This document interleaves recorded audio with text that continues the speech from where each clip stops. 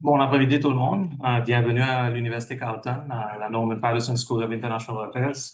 Distingués invités, mesdames et messieurs, bon après-midi et bienvenue à cette session hybride qui est organisée par le groupe de réflexion sur l'Afrique en partenariat avec le Norman Paterson School of International Affairs de l'Université Carleton et ainsi que le réseau des chercheurs de la Diaspora africaine Continental Canada, CADSN-Canada. For those who don't know me, my name is Teddy Sami. I'm the director and professor here at the Norman Paterson School. Today's hybrid session is organized by the Africa Study Group as a partnership with NIPSIA and the Continental African Diaspora Scholars Network Canada. So a warm welcome to you all, and as well as those who are joining us online. I'd like to first acknowledge that the land on which we gather is the traditional and unceded territory of the Algonquin and Anishinaabe Nation. We take this time to show our gratitude and respect to all First Nations, Métis, and Inuit peoples for their past and present contributions to this land, and we recognize our collective responsibilities to the land and the water. This acknowledgement should not function as closure, resignation, or acceptance of the past or present, but should also inspire and support learning about the true history of this country, and it should provoke thought, reflection, and positive change. As you would have seen in the announcement that was sent to you for this session, we are going to look at the Canada-Africa strategy today, which is with a subtitle of the document as a partnership for shared prosperity and security. Comme beaucoup d'entre vous le savent déjà, le Canada a lancé sa première stratégie mondiale pour l'Afrique le 26 mars dernier. Le 6 mars dernier, je crois. Cette stratégie inclut 5 domaines stratégiques qui sont alignés sur l'agenda 2063 de l'Union africaine. Et elle a vu le jour après plusieurs consultations avec des parties prenantes tant au niveau canadien qu'africain international. If you read the Canada-Africa strategy document that was released in March of this year, you will see that it aligns itself with Agenda 2063 of the African Union, and it came out after many months of consultations with stakeholders in Canada, in Africa, and as well as internationally. The document has 5 main pillars, if you will, namely strengthening diplomatic engagement and people-to-people ties, enhancing economic cooperation, reducing poverty, supporting economic development, empowering youth, assisting in humanitarian crises and climate adaptation. The 4th one is about fostering partnerships for peace, security, and human rights. And the last one is advancing shared priorities for increased engagement on the global stage. In a few minutes, we will get a chance to hear from our distinguished panelists who will offer their reflections and perspectives on this strategy. I think some of them have already contributed in their writings and reflections already. You've seen them online, but it will be great to hear from them as they are experts in their own areas of interest and can also speak about this issue from their own perspective. But before we do that, I'd like to introduce Cheryl Urban, who is the Assistant Deputy Minister for Africa and Pan-Geographic Affairs. She will offer a few remarks. And after that, our president here, Dr. Wisdom Tete, will also offer a few remarks of introduction. So the floor is yours. Yeah. Thank you very much, Excellencies, honorable members of the Diplomatic Corps, Dr. Wisdom Tete, Dr. Sheikh Magura, professors, colleagues, ladies and gentlemen, good afternoon, bon après-midi. Thank you so much for inviting me to this and to be able to speak before the esteemed panel of Africa scholars so that I can say a few words about the Africa strategy before you launch into discussions. Also, thank you to the Norman Paterson School of International Affairs at Carleton University and the Continental Africa Diaspora Scholars Network Canada for organizing this important event. I was saying earlier that I see many familiar faces in the room and connected online and among our distinguished panelists. It's been a little over 2 years that I've been Assistant Deputy Minister for Africa, and it has really been a privilege for me to meet and to engage with individuals who are so passionately committed to the future success of Canada-Africa relations. I'm reminded in the fall of 2024 when myself and Parliamentary Secretary Oliphant spoke at an event hosted by the Africa Study Group. And this was when I think back to that time before we launched the strategy. So I just have to say that it gives me a great deal of satisfaction to be able, a number of months later, to be in front of you and talking about the strategy that has been released. So I'm very pleased to do so. Nous voici à un moment important dans les relations entre le Canada et le continent africain. Il y a 3 mois à peine, le gouvernement du Canada a lancé à Toronto la première stratégie mondiale du Canada pour l'Afrique, intitulée « Un partenariat pour une prospérité et une sécurité partagée ». La stratégie s'avère une mesure audacieuse visant à favoriser la prospérité économique et la sécurité commune à la fois du Canada et des populations africaines. Elle représente un jalon important qui s'inscrit dans l'évolution et le dynamisme de nos relations vers une approche basée sur les partenariats. At its core, the Africa strategy rests on a shared understanding that a deeper, more multifaceted peer-to-peer partnership between Canada and African interlocutors is important, rooted in economic cooperation, security collaboration, leveraging our people-to-people ties, and making sure that we have a focus on our diaspora and on youth, and that this is the best pathway forward so that we have shared prosperity. As was already mentioned, the creation of the strategy was years in the making, and it included consultations with over 600 stakeholders. And a number of those who contributed are part of our discussion today. And I have to say that I believe that is a big part of the value, that this is responsive to what we heard about what was important, and it was truly informative for the Government of Canada. Central to the Africa strategy is a conviction that our actions needed to be rooted in the priorities of our African partners. And with this in mind, we renewed our engagement with the African Union last November at the second Canada-Africa Union high-level dialogue in Toronto by signing a memorandum of understanding that lays a strong foundation for the work that we are doing today. And I have to say that that moment was very important to me as well. The Prime Minister of Canada attended for a good part of the day. There was a lot of, all 3 ministers from Global Affairs Canada were present, and it was, in my view, what was best about that high-level dialogue is that it was truly substantive in nature, and I think it really solidified the relationship so that in the future we can move together in partnership. By committing to an approach that's aligned with the African Union's Agenda 2063, the Africa we want, we are showing in word and in deed that partnering with Africa is essential to our engagement in Africa. So just a moment on why are we doing this now, and why does partnering with African interlocutors matter for Canada and for Canada's future?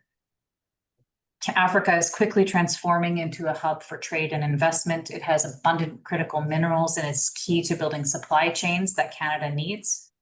It's central to safeguarding global biodiversity. It's got the world's largest youth population. It's increasingly central to the shifting global order. And here in Canada, we have a growing Africa diaspora that is more engaged than ever. I mean, I'm preaching to the converted here. I know you guys are well aware of all of that, but it's part of the narrative is making sure that that's well understood within Canada. And speaking of the narrative, over the past couple of weeks, I had the privilege of being able to attend a number of events that were celebrating Africa Day. And there were different panel discussions, and one theme that would come back again and again was precisely about that narrative and the need for this narrative to shift. But when we are talking about engagement with Africa, rather than focusing on risk, it's a focus on mutual prosperity and opportunity. That when we look at economic partnerships, we're not simply looking at the traditional aid model, but we're looking at impact and we're looking at investment. And why does this matter now? You would have probably listened to the speech from the throne by the new government.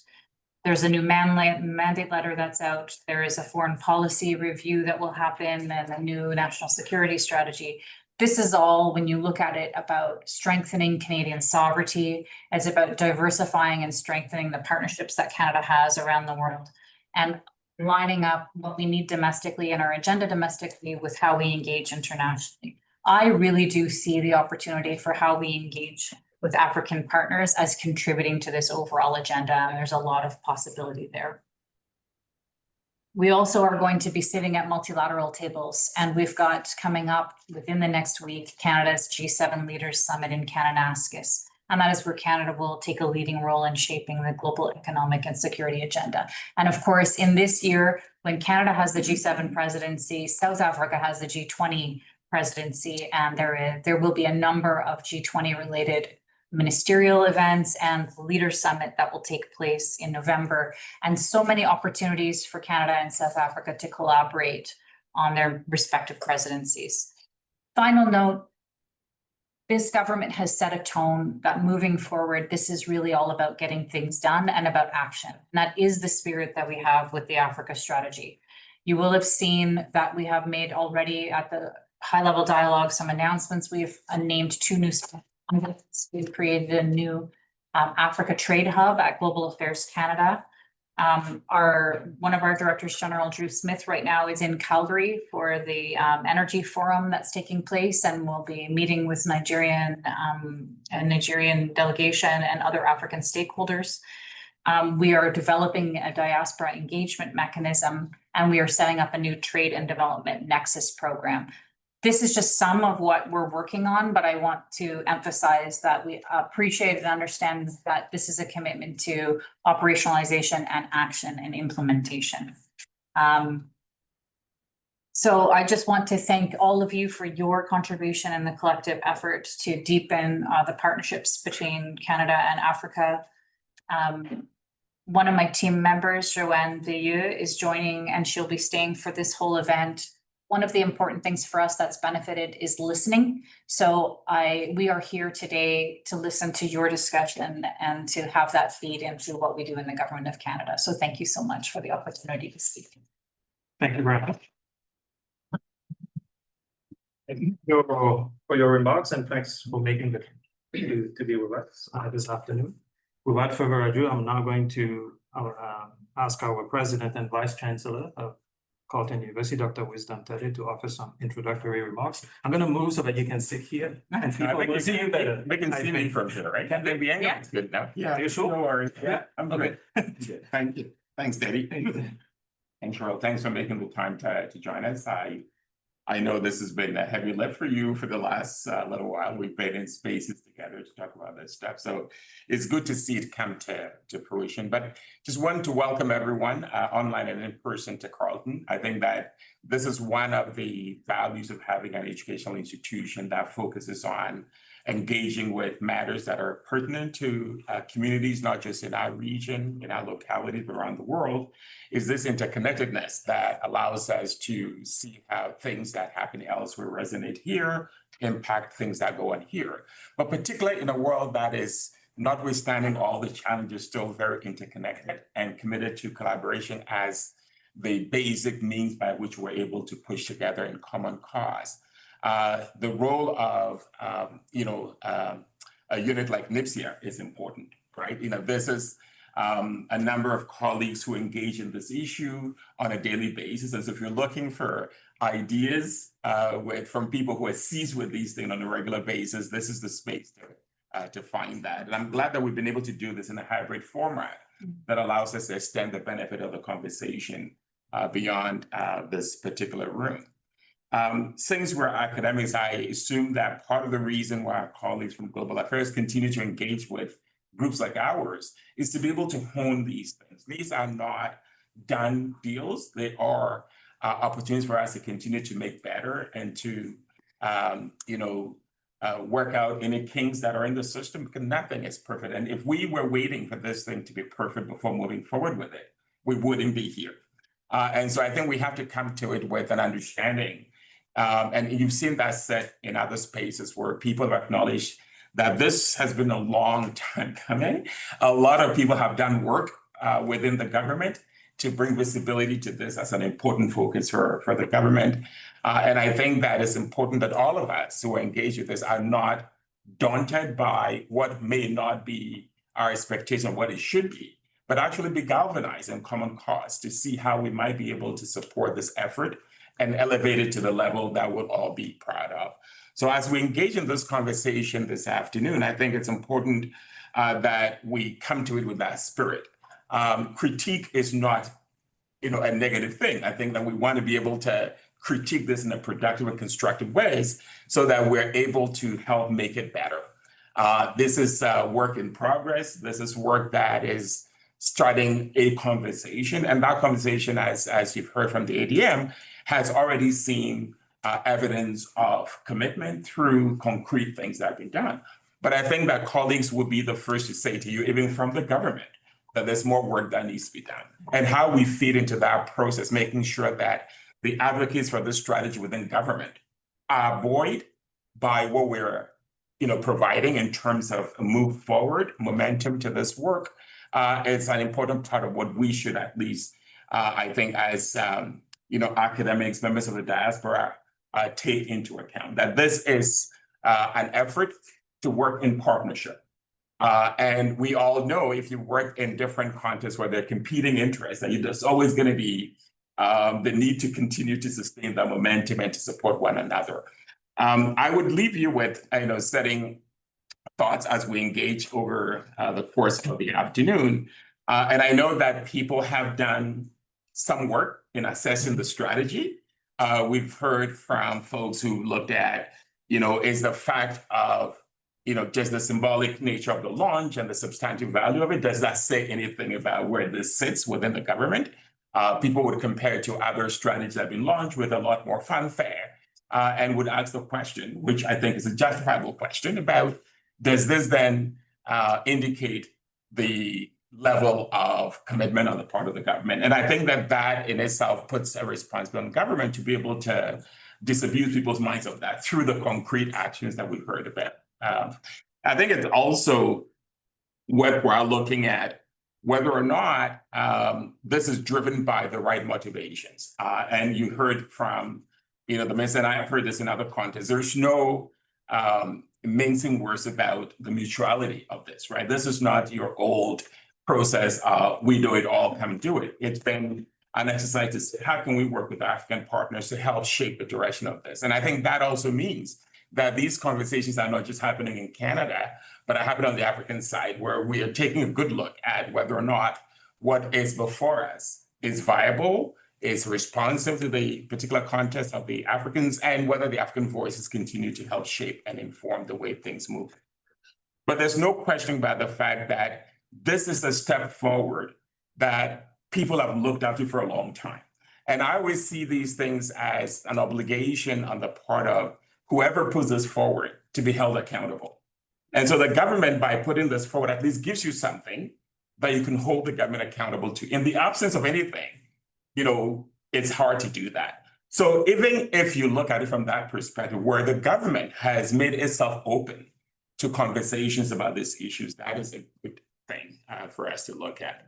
So, I think this afternoon we'll figure out how we translate this from a strategy that may or may not go somewhere to a foundational document that goes to the fundamental essence of a relationship built on reciprocity and mutual prosperity, as its name suggests, and how we might be able to help contribute to move that effort forward. Because it's not just going to take the Canadian side, it's going to take our African partners as well. And what is important, particularly for the diaspora community, is the insertion of the diaspora as a huge bridge space between Canada and Africa. And so again, the challenge to us as members of the diaspora is to say, how might we become catalysts for what it is that is necessary to elevate this thing to the kind of outcome that we're looking for. So, as I speak and as I look at my colleagues who are going to speak to this topic, I kind of regret that my calendar does not allow me to take in all the elements of this conversation, but the good thing is that it's going to be available, online. And so I hope that we all participate in this with the understanding that we're helping to enrich something. We're helping to move something forward. So bring all the ideas to bear on the conversation, but let's do this with understanding that critique is a valuable part of what allows us to get to a better place with ideas that have been put forward for all of us to consider and to engage with. So thanks for the opportunity to be here. Thanks to our colleagues from NIPSIA. Thanks to the African Study Group for continuing to be, a point of connection between the academic community and the larger community on these issues that are pertinent to who we are as a society, and to make sure that policy is informed by evidence-based scholarship, and that policy is also informing that scholarship in ways that allows us then to take these things into community, because we cannot operate in isolation from the communities that are impacted by the decisions that we make. So I wish you all a great afternoon, stimulating conversations, and I'm sure you knowing who is on the panel, and looking forward to how we feed this back to our colleagues at GAP, so that this work can continue to be sustained. Thank you all so very much. Thank you.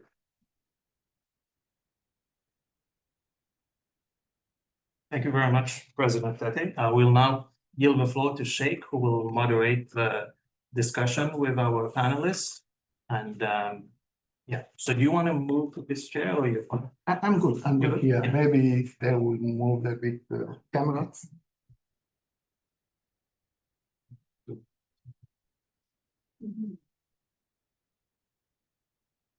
Merci, Eddie. Merci, Wisdom.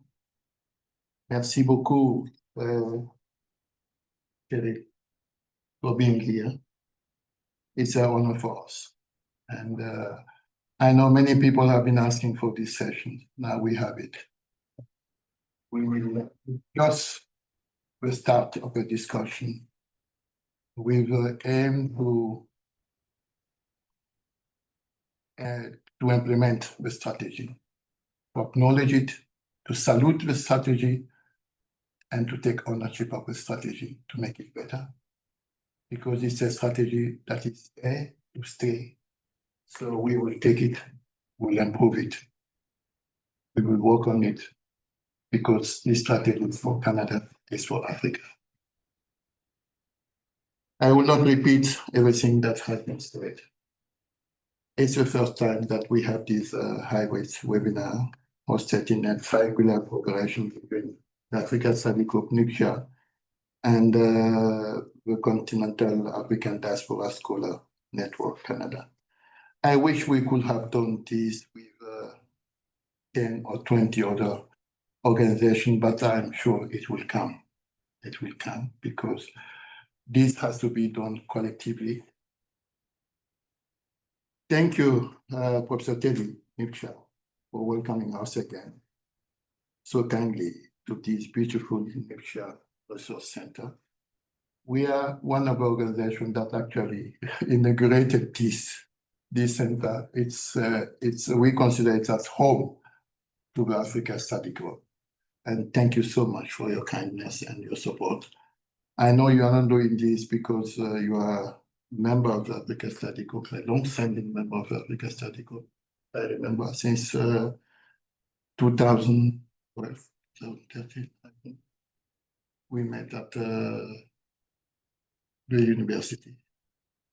And again, thank you so much on behalf of our 350 members of the Africa Study Group and all those other colleagues, ambassadors, and Ambassador Bob Fuller, who established this organization. I have to admit that it was not easy to have this panel. Given the high profile and diversity of Canada's African diaspora and Canada-Africa expert, it was no easy task, as I say, to compose this panel. According to the Statistic Canada, Canada's African diaspora is highly educated and skilled. Its members are more likely than the general population to have obtained a university degree. In 2001, 19% of African age 15 and over were university graduates. So I'm just saying this to show how difficult it was for us to make a choice in this group of diaspora. We have very competent people. I wish I could have all those people on this panel, but unfortunately, we have only 6 people. But thank you very much for all those other people who have called me, who have sent me emails and asked to be on the panel. And I promise you, we will continue this dialogue. And we will make sure that the diaspora, member of the diaspora, we know each other.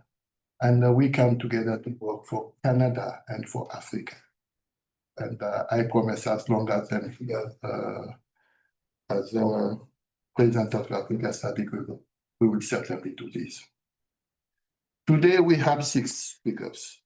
We have Professor Nadège Compaoré, Assistant Professor of International Relations at the University of Toronto. She will be talking to us from France. We have Professor Edouard Ansa Akufo, Associate Professor of International Relations and Chair of the Department of Political Science at the University of Fraser Valley, Abbotsford. He will be talking to us from Ghana, from Accra. We have Dr. Marsha Burdett, former Canadian diplomat for more than 28 years, and currently Vice Chair of the Africa Study Group. She is with us here. We have Professor David Black, the Professor of Political Sciences at Dalhousie University. We have Professor Thomas Kieku, Associate Professor of Political Science from King's University College at the University of Western Ontario, London. We have my dear sister, Dr. Adetun Admuko, Program Officer, Lead on Policy, British Columbia Council for International Cooperation, Vancouver, and she will be talking to us from Vancouver. We have tried to take our speakers from everywhere across Canada, and then we will continue doing this. The session will run for a total of 90 minutes. And we will have an 8-minute presentation by each of the 6 panelists on or around one of the 5 priorities of the Canada-Africa strategy. And then we will have 45 minutes of question and answer period. Then at the end, we will have a closing remark by the director of lecture, by Teddy. So we are trying to make it as simple as possible. People who are online, I will ask you to send your question, to write your question in the Q&A box, and then in French or in English, and then we will deal with it. Without any further delay, I will let our first speaker take the floor. Have the floor, and Dr. Marsha, the floor is yours. Okay, thank you. And thanks to Eddie, Wisdom, Cheryl, and of course to Faith. I know we're have a short period of time, so I've made very short comments, which I was hoping would help set the scene for this discussion. And the panelists, the individual panelists, will be focusing on the enhancement or enrichment part of the Canada-Africa strategy. So my comments, I'm reflecting on the Canadian government relations with Africa over about 30 years.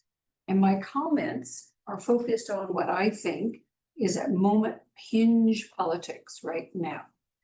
I refer to my comments as reflections because it's not a detailed analysis. I'm talking to you about my experience in government and also when I was working to support a Canadian politician in foreign affairs. My first job when I joined what we then called DFATE was the Senior Policy Advisor to a newly created position called the Secretary of State for Africa and Latin America. They hadn't had one before in the Canadian government. They set that up, and they also had one for Asia, by the way. And Christine Stewart took that job. Prior to that date, I would say if we were going to make a generalization, Canadian involvement with Africa had a heavy focus on development programming and also a large amount of extensive mining investment. Now, from 1993 to 2006 would be what I would sort of call a golden age for Canada-Africa government relations. And the reason I call it this is because the Liberal government was in that time quite interested in new partners and worldwide, including from Africa. Lloyd Axworthy was the Foreign Affairs Minister at the time, and he was a strong, forward-looking man. And he brought Christine Stewart in to be a Secretary of State for Latin America. I was part of her team. Christine was an energetic and engaged woman who traveled extensively throughout Africa, who developed personal alliances with African leaders, especially on the Commonwealth front, which is where Canada took quite a role in things like the Commonwealth Ministerial Action Group, which was focused heavily on African issues. So when Canada took the lead on the global effort to end the use of landmines, now that's a long time ago, but it was a major action for the government of Canada. They found, and I say the bureaucrats and the politicians working that to get enough leadership back and backing, they found that the African countries proved to be the absolute key in the global effort to end the use of landmines. And this is something long enough ago that the young generation may not know of it, but it was very much prominent in the minds of the Chrétien government at that time. And it was a great deal of support to bring what they call the Ottawa Convention into power in 1997. And the focus within foreign affairs in the capacity to gain these partnerships and the numbers that would be brought forward of African votes in various multilateral fora, the UN, the Commonwealth, La Francophonie, was not lost on the senior levels. Now, skipping over vastly, I'm just going to move to the 2002, when the Chrétien government hosted the first G7 Kananaskis Summit. This one next week is the second in Kananaskis. And that was the first G7 meeting where senior African leaders were brought into high-level global discussions. And the result was something called the Africa Action Plan. There's lots of research and debates about that, but it's important that it happened. And when I, by that time, had joined into the bureaucracy of DFATE, I started to see what was happening from the inside of the bureaucracy.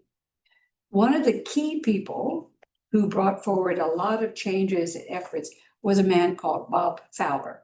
He had actually been the Minister of Defense, then he went into a series of important jobs, but he advised Chrétien on foreign affairs, and he represented Canada at the UN, and he incidentally helped set up the Africa Study Group so many years ago. So in 2006, when the Harper government came into power, a lot of the interest and engagement with African nations at the senior level dropped away. And it dropped from the priority of the Canadian government, and therefore dropped in the priorities from the Department of Foreign Affairs, DFATE, as it was then known. Now we know it as GAC. Some development programming continued, including initiatives like the maternal and child health care, which brought a lot of money to Africa in the important health sector. But there was no overall strategy to link these initiatives and ideas together to develop or intensify relations with African leaders. So for approximately 20 years, there have been some efforts to re-engage with Africa and draft an Africa strategy. I worked on these for about 15 years. And these efforts died every time because of the lack of political interest by the ruling party, both conservative and liberal, and that equally, to be fair, the priorities for GAC had to be on the US, China, India, then eventually the war in Ukraine, Middle East, and sustaining relations with the European Union. The latest round to produce an Africa strategy from the outside now, I was by then quite an outsider observing, started around 2021-22. It looked as though it was going to be faced with the same fate as those prior efforts. The Africa Study Group produced a vision paper calling for a strategy. Many people in this room and online produced thoughts and arguments from academia, civil society, business, and the growing Canadian diaspora, lobbied persistently, along with key individuals inside GAC, to push along the development of a strategy, and were able to modestly increase Canadian diplomatic presence. But I would say the commitment from senior levels, bureaucratic and political, just wasn't tense enough. And even, you will recall, there was a long debate of what to call this bloody document. Now, in early 2025, the stars realign. The threats posed by the Trump administration woke up Canadians, as well as the government of Canada, as well as GAC. Suddenly, it became obvious Canada needed to intensify its relations with particularly Europe, better its relations with Mexico, find new allies, and urgently rework our internal and external economic relations. In March, the Canada-Africa strategy was announced with an important subtitle, a partnership for shared prosperity and security, the two big themes we see in the Carney government. So when the Carney government came into power with a mandate to rework the Canadian economy, deepen relations with other allies, seek new markets and investments, the new ministers have been appointed, including Anita Anand to the Foreign Ministry, and I believe Mr. Oliphant has returned as Parliamentary Secretary. And there are some important signals, one of which Cheryl pointed to earlier, which is at the upcoming G7 summit in Canada 2, the president of South Africa, as chair of the G20, is invited. So once again, the politics realign and change. So nothing is perfect in this world, and this certainly includes the current Africa strategy. But I think to encourage the bureaucracy to deepen the strategy and actually implement its key elements. For example, it'd be great to hear more about the Africa Trade Hub. We have assembled this panel to provide ideas which can be fed into the discussion. Thank you.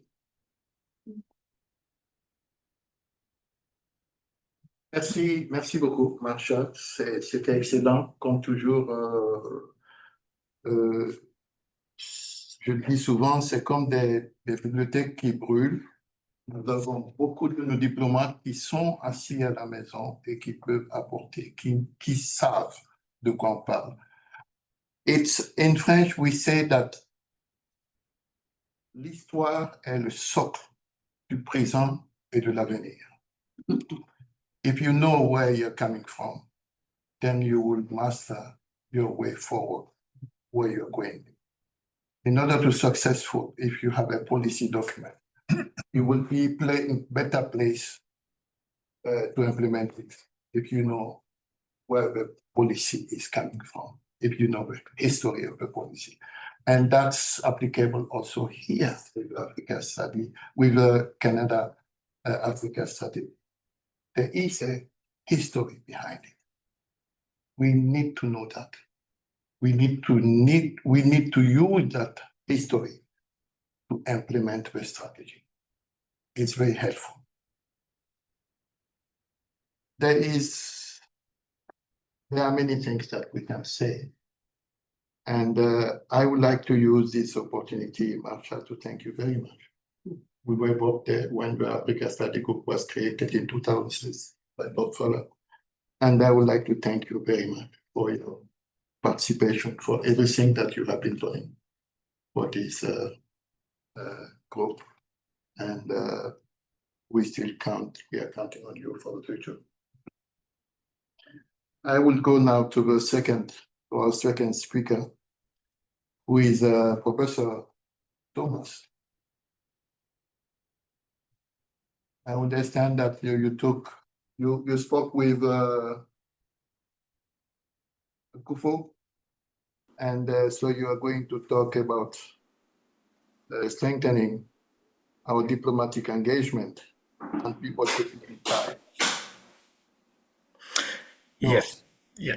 Thank you so much, Sheikh. That's right. Although I thought that Eddie will go first so that I can pretend that he has said, or he can say everything and I can just say that I don't have anything to add. But since I'm going first, so I have to pretend to put something on the table for discussion. So thank you so much. And then to the Africa Studies Group, NEPSIA, and CADSN for putting this particular thing together. I am going to talk a little bit about strengthening Canada's diplomatic engagement with the Africa continent, particularly how Canada can strengthen or deepen the peoples-to-peoples ties that lies, at minimal opinion, that lie at the heart of the Africa strategy. And I'm going to make 5 points. So the first one is that it's very important for us to recognize that diplomatic engagement, diplomacy itself, is an insurance policy, right? And I think it will be very important for us, both as Canadians and everyone, to realize that when we are engaging with the African continent, we are engaging it because we need that insurance policy, because we are a global middle power, and we can build the kind of military that others are able to build. We are also a trading state, and as a result, you need countries or institutions that are committed to rules-based international order. And Africa happens to be a place where countries respect and value the rules-based international order, and therefore it becomes a natural partner in terms of working with Africa. In other words, the point I'm trying to make is that Canada is not in Africa because of only charity. Canada is in Africa because it is our strategic interest to do so. And I think that's very important. And a good person for insurance, you don't wait until you have an accident before you activate the insurance. You create that peoples-to-peoples engagement so that in your hour of need, then you can go and then activate it. Sadly, sometimes we haven't done it that way. We wait for the accident to happen and we think about an insurance policy. We wait for Trump to come in. We wait for Ukraine to happen, or wait for our problem with China, and then we go to Africa, or when we need Security Council vote, then we go there. When you do that, it's often very... Excuse me.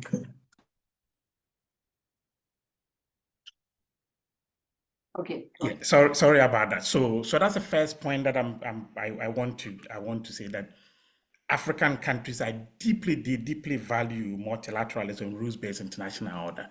And when you are a global middle power, having those friends in those places, will be very important going forward. So that's the first point that I want to make. The second point that I want to make is that whilst the focus of the discussion so far on the strategy has been what is lacking and what is missing, my sense is that there are a number of, such as, people have pointed out the lack of funding, the lack of political clarity during the election. I didn't hear Africa mentioned at all, and I haven't heard Africa really mentioned prominently by the government. But I think it's very important for us to recognize what already exists and to think much more creatively as to how we can leverage what exists. And on that note, there are two, I think, areas that the policy that I particularly like in terms of peoples to peoples ties. The emphasis on the creation of special envoys, and I like the idea of that. But, and this is where the bat is, and as an academic, we always have a bat somewhere. But these envoys, the creation of the envoys, if we don't backstop them properly, and we don't resource them with strong support structures, bureaucratic support, they will not be able to build the long-term durable relationship that we can draw upon when it matters most. In other words, it's very important for us to create these, envoys, but it's even more important to make sure that they have strong people behind them. People say that they will do a lot of the heavy lifting for us. It's also very important for us to think about creating new missions, but I would want us to approach it in a much more strategic way in terms of the position of our mission, in a much more strategic way.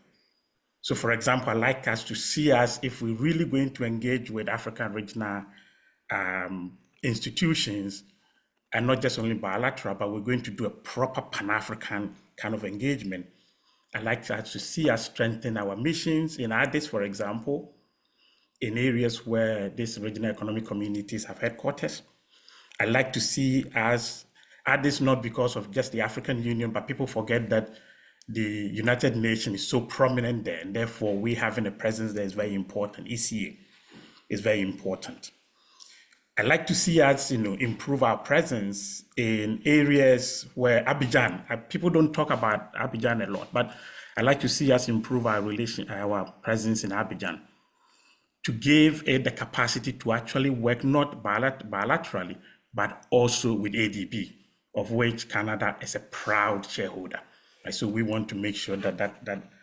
And then apart from that, I'd like us to see us, hopefully, if we're going to announce any more missions, I'd like to see one in particular in two places.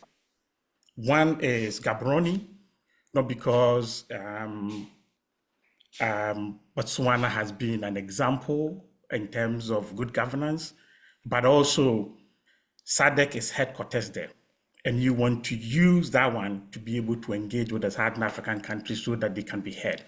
We don't have the capacity to have missions everywhere, and therefore where you locate is very important. Working through those regional organizations is a good way to make government where you don't have presence feel that you are hearing them.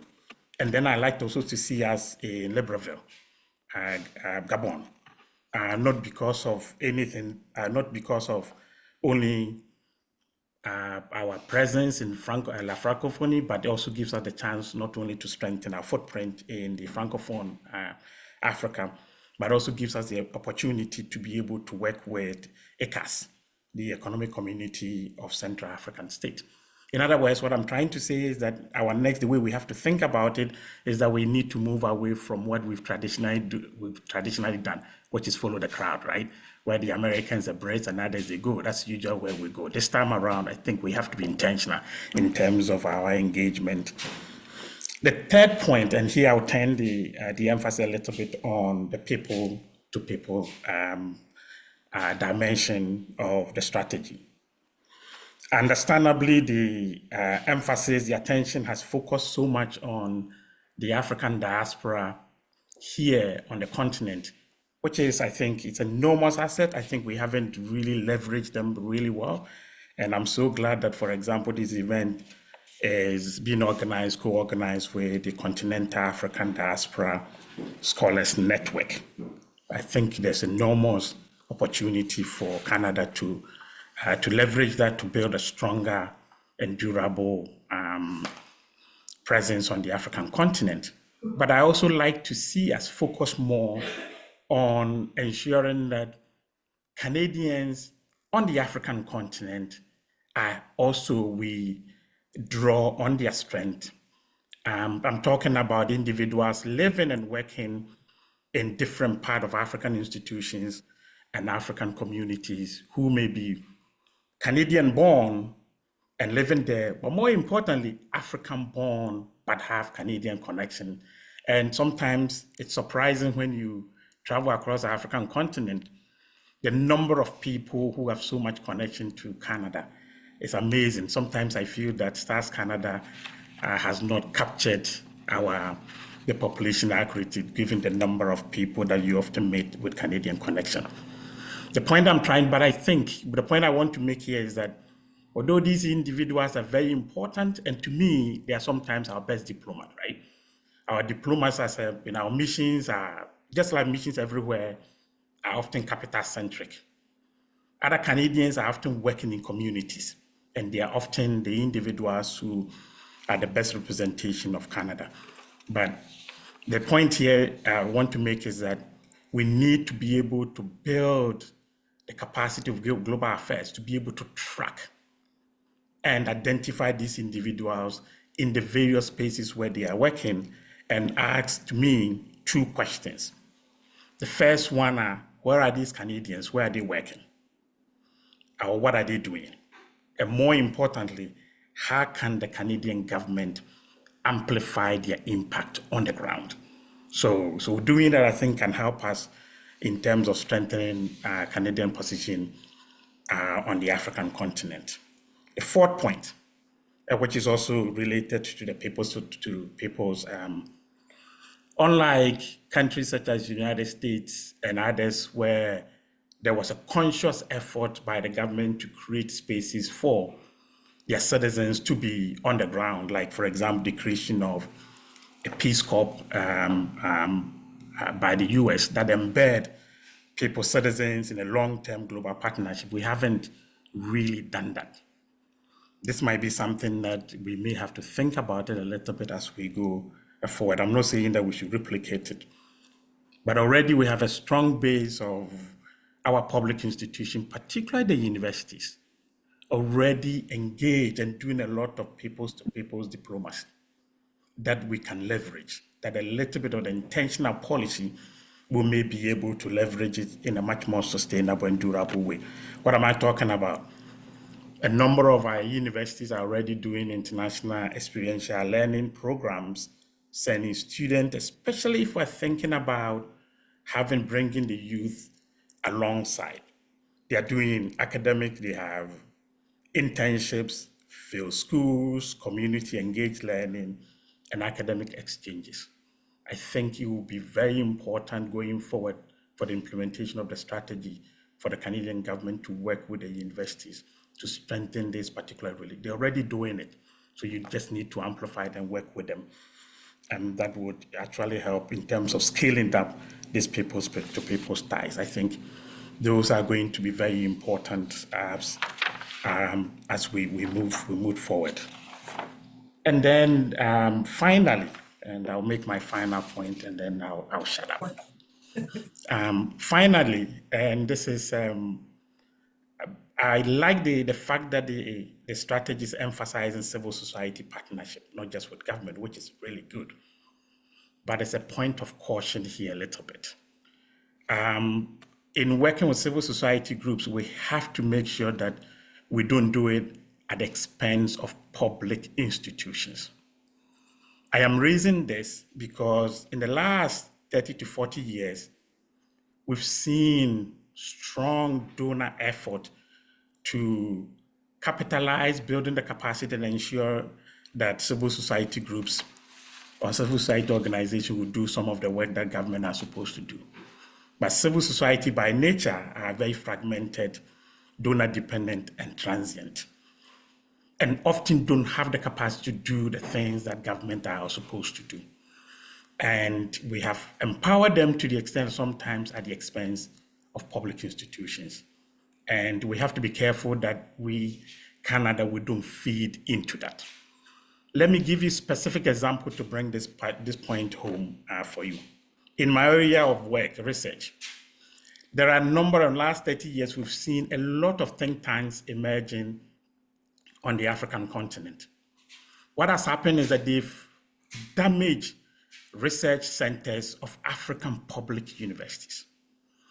And the research that we have actually suggests that these think tanks, while they have created visibility and enhance the promotion of ideas, they've actually not created the condition for indigenous knowledge production. And most of the research is actually suggesting that they become the purveyors of already extant ideas and have actually crippled the ability of domestic knowledge, innovative kind of knowledge to emerge. So in the area of peace and security where I work, you see a lot of research in that area, but usually when you apply it, it doesn't work. It doesn't work because it's just only, in most cases, they are getting the money from donors and they package them nicely. And because those ideas are already ideas that we play with, we just pick them up. And so as we try to build relations with Africa, we have to make sure there's a balance between our support for civil society groups and non-governmental organizations and our support for public institutions so that we don't kill them. Because over a long term, those are the institutions that will do the heavy lifting. Let me conclude by just going back to the point that I started with, that building a relationship with Africa is a strategic national interest. And therefore, it must be long-term, it must be mutual. And in my opinion, people-to-people ties properly nurtured, they are as vital as a trade deal or a defense pact. They are the human infrastructure that will allow Canada to weather storms and seize opportunities.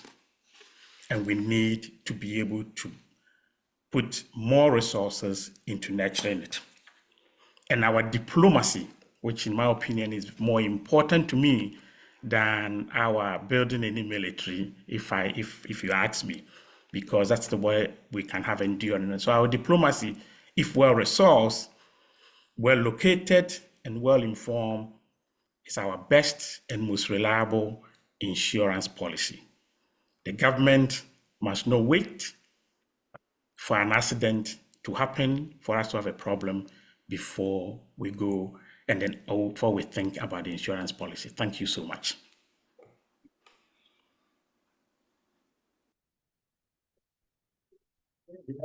Merci Thomas, merci Professor Keko. And I do support your idea of creating some representation in the headquarters of international sub-regional organization in Africa. And I think that's a very effective proposition, and that could help a lot because that's where things happen.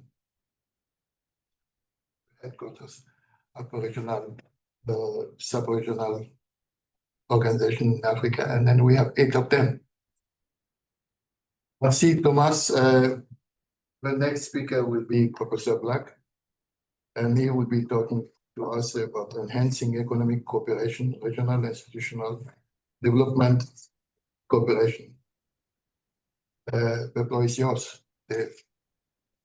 Thanks very much, Sheikh. I'm very grateful to you and to the African Study Group for organizing this timely discussion. I also think it's very apt that it's taking place at Carleton University, which has always been a kind of fulcrum for African studies in Canada. And I always feel right from the, for the 30 years that I've been involved in this work, Carleton has always been at the forefront of these discussions. And so it's good to see it taking that role again under the leadership of President Teti.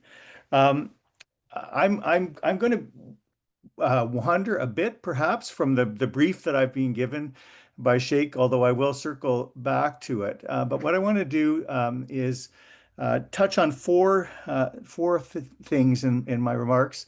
One is why the strategy would elicit as much skepticism as it has done, and why it might be a focus of low expectations, why it should be a priority, and here I'm picking up on points that Thomas and others have made, even in the midst of a plethora of competing demands. And we have to remember that we're trying to win attention for this focus at a moment when there's an extraordinary array of competing demands that are in the policy ecosphere, if you like. Third, what an effective strategy would focus on, particularly as it pertains to economic cooperation and to development more broadly. So what are some of the markers that we would want to be looking towards? And then very quick comments on what should be avoided in amplifying and building on this strategy. So first of all, why this would be greeted with skepticism. Here I want to say, first of all, that the natural defense of the political scientist is cynicism and skepticism. That's because we'll always be safe if we're cynical and skeptical about new departures as they arise. This was a strategy that was launched, as Marcia has discussed, under less than propitious circumstances in a kind of a political vacuum. And one of the key questions that it gives rise to is who will be the champions for this strategy within the government as it has now taken shape. So who is going to drive this forward in the current political configuration? The other thing, and I'm picking up on some of the points that Marcia discussed, is that this arrives in an environment where there's been a long history of ebbs and flows in terms of Canadian engagement with sub-Saharan Africa.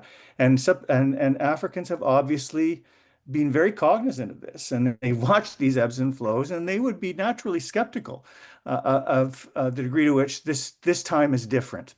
And I would, I can walk through the various moments of this, but for both Canadians and for Africans, this is a kind of show me moment, right? This is a moment when we have to walk the walk and not just talk the talk. And it remains to be seen whether this time will be different, and whether when we do, as we have now done, raise expectations, we will be prepared to stay the course. The third thing, and this is something that I've alluded to already, is the strategy is emerging in a world of, to state the obvious, great uncertainty and great anxiety.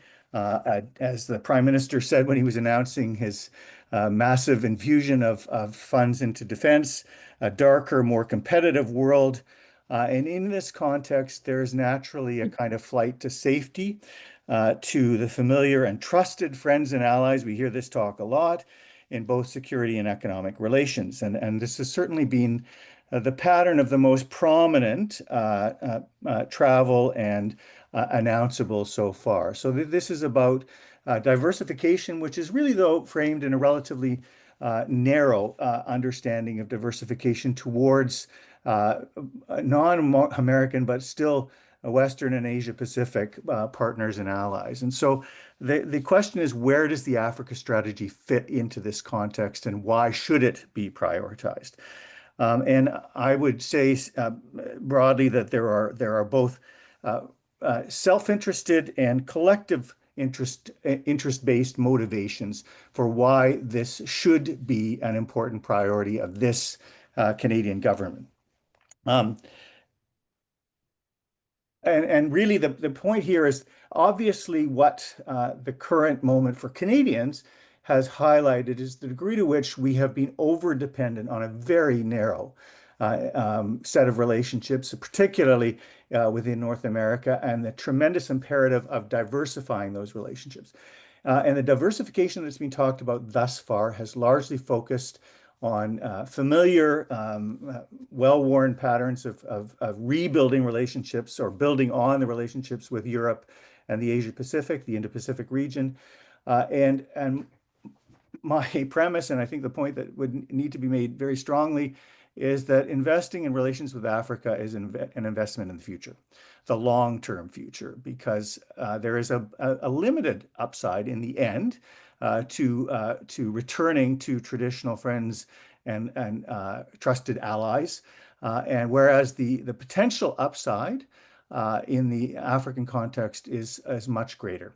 That's a long-term project. It has to be, so this picks up on a point that Thomas made, it has to be invested in a sustained and systematic way, which is what we have failed to do in the past, frankly. And this is a moment and an opportunity to try to move in a more sustained direction. So that's point one. The other is that many of the ultimately kind of existential global collective action challenges that we face can only be faced in partnership with African societies, African governments, African commercial interlocutors. So issues related to environmental sustainability, issues related to global health, issues related to migration, issues related to humanitarian intervention, all of these things, or humanitarian supports, all of these things have to be undertaken in collaboration with, informed by African partners, if they're going to be collectively met. So that's and really, in short, we cannot be secure and prosperous while neglecting the place where both opportunities and challenges are most important, most urgent, most pressing. So that's the kind of why we should be engaged. What would a serious strategy look like? And actually, and this is where we get into the kind of the question of how we elaborate on how we improve what's there. And I guess I would start out by saying that there are lots of things that we would want to see, including concrete resource commitments. But the first thing is to actually operationalize the things that are already in the strategy.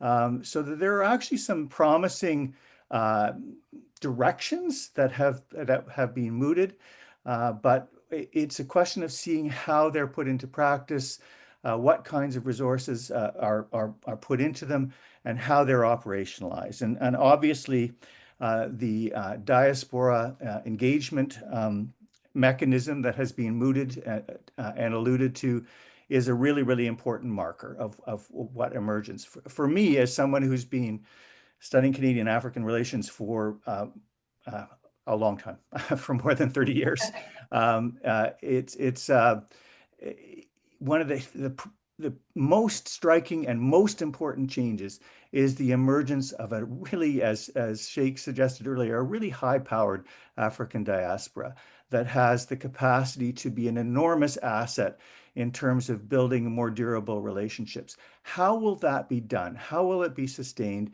How will that expertise and those connections, and I take Thomas's point, these connections are trans-societal. How will they be built upon and developed? What will an African trade hub look like, and how will it be operationalized? Cheryl Urban said earlier that this was in motion. I'll look forward to seeing more and hearing more about how it's being operationalized. When will we see a high-level trade mission focusing on innovative sectors? What will that look like? And what will it be? What will it lead to? In other words, this is not about one high-level trade mission. It's about a kind of Team Canada approach that we would see repeated in a variety of contexts and a variety of areas of the continent. A kind of underlying question is how will a strategic focus on Africa be supported in terms of bureaucratic structures and resources? Really, one of the things that is potentially really important is moving beyond the relatively narrow siloed structure of the way in which Canada has engaged with Africa historically towards one in which the different and interdependent sectoral linkages in terms of trade and economic relations, in terms of development cooperation, in terms of migration, in terms of diplomacy, are actually brought into a kind of collective strategic undertaking. And the connections between them are drawn upon and understood. So this is about a kind of intersectoral, multidisciplinary team structure that needs to be built within government, and I would say needs to be supported beyond government. That there needs to be a reconstitution, if you like, of the Canadian security and development policy ecosystem that used to exist in Ottawa and was largely dismantled over the course of the last 20 years.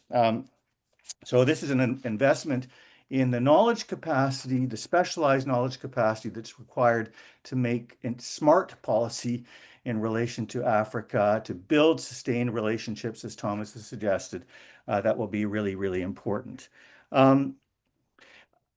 This is going to maybe potentially be a little controversial, but I also want to make a plea for why in this moment of uncertainty we need to reinvest and recommit to development cooperation, not in the traditional form that it's often taken, but as a mechanism for intentional engagement with particularly important and acute needs. I say this partly because of the retreat, frankly, that is taking place in relation to the development cooperation regime globally, starting with USAID, but not mirrored by what's happening in the United Kingdom and Germany and many other major donors. And I would say that a commitment to re-engaging or reinvesting or recommitting to development cooperation in a way that stresses reciprocity, mutuality, responsiveness to the priorities of Africans is a sign of being a trusted and reliable partner with African governments and African communities. So those are some of the key markers of what we could look for. The last thing that I should say, or that I want to talk about, is what should be avoided. And what I want to suggest here is what I would really like to see us downplay in this latest iteration of Canadian engagement with Africa is the sort of ritual invocation of Canadian leadership. One of the things that we always want to do is we always want to claim that we're not just present, but we are leaders. And a lot of times what we need is not necessarily leaders, or at least not leaders who are wanting to signal their own prominence, but rather leaders that are prepared to lead collaboratively. So this is, as I say, a moment for walking the walk, for showing Africans the seriousness of this engagement, the sustained character of this engagement, rather than invoking, as the strategy does, some rather remote, older examples of Canadian leadership that have not been, as Marcia suggested, part of the landscape of the Canadian engagement with Africa for much of the last generation. So this is a time for action. It's a time for showing ourselves and our partners that we're serious and moving away from ritual invocations of our own importance. I'll stop there. Thank you. Merci. Merci beaucoup, Professeur Black. I will n'en pas beaucoup de temps maintenant, donc je demanderai aux autres intervenants de se limiter aux 8 minutes, recommandées, s'il vous plaît. Et merci beaucoup, Professeur Black. Et Professeur Nadège, qui parle? You know her? Oh, okay. Merci beaucoup, Sheikh. Bonjour tout le monde. Hi, everyone. It's great to be here. I hope that my voice will make it through. I've been coughing a little bit. But thank you very much for inviting me to this important conversation. And thank you to all the organizers and hosts for putting it together. Since we do have 8 minutes, I want to try and see if I can make it.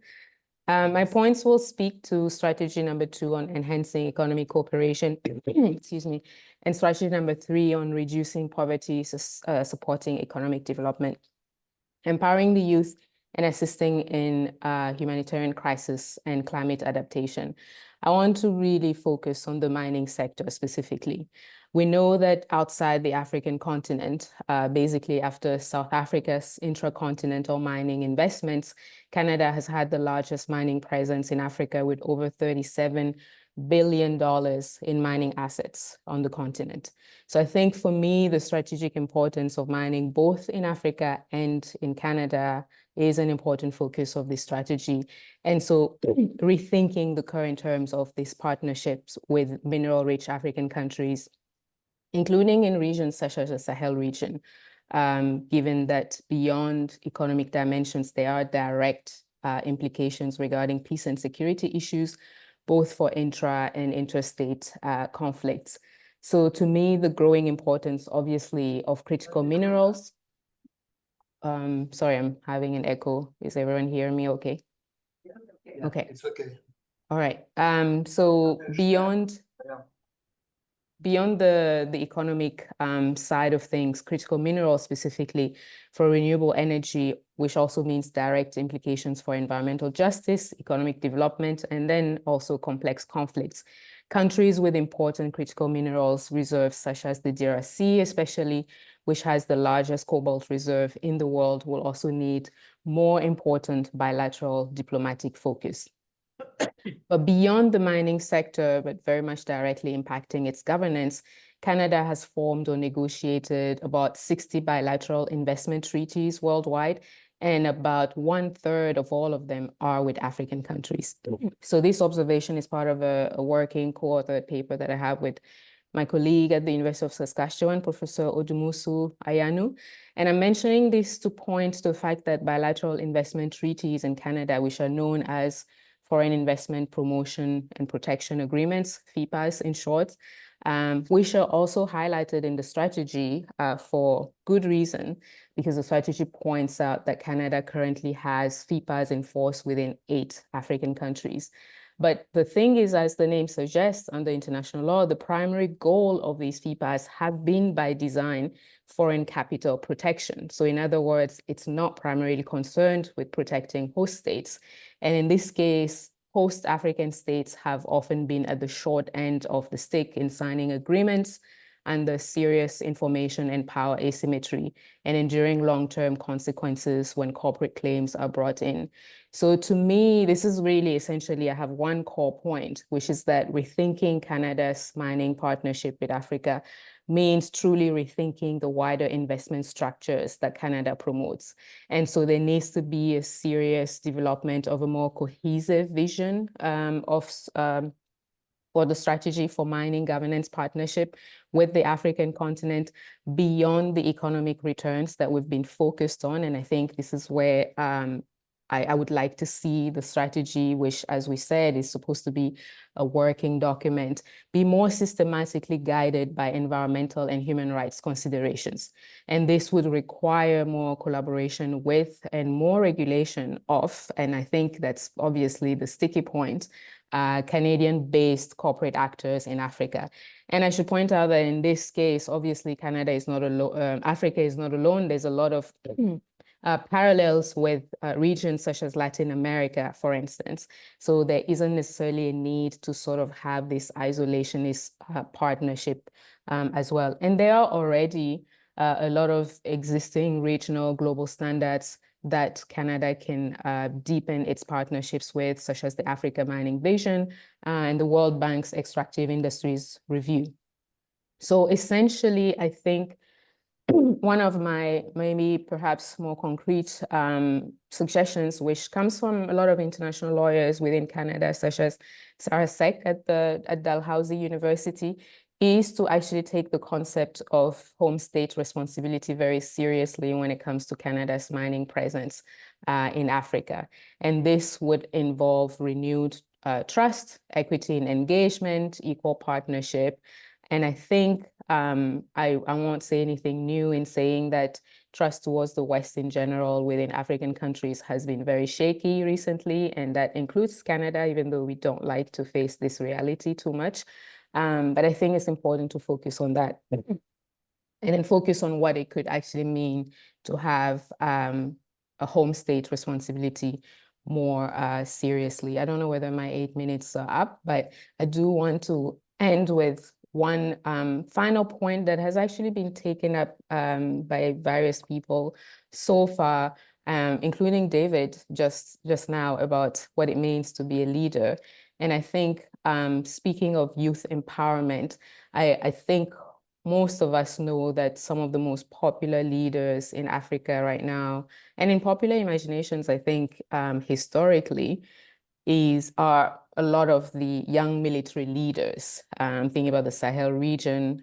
And I think we need to take that very seriously in understanding that a big part of the appeal of these leaders is the sentiment that there is a reclaiming of African agency to be true partners with partners that were formerly relying on colonial ties and perhaps more paternalistic attitudes. So the idea of actually listening and learning as a way towards partnership is not just discourse. I think it's extremely important.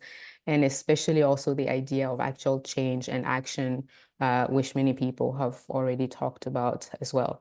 But to end on perhaps, I guess, a more promising note, I do want to acknowledge that this is not something that Canada is not aware of. There has been the deployment in the past of a Canada corporate social responsibility strategy in 2009 and 2014. So we're very much aware of a lot of these issues in the mining sector of Canada abroad, and of course the necessary links between the Canadian government and Canadian mining companies. But in terms of implementation and in terms of what that means concretely, it's not been quite clear. So I think there needs to be a going back to a lot of these existing initiatives and trying to form a more cohesive vision, a more follow-through approach, if we will, that's implementable and implemented. So I will stop here and I look forward to the conversation in the Q&A. Thank you.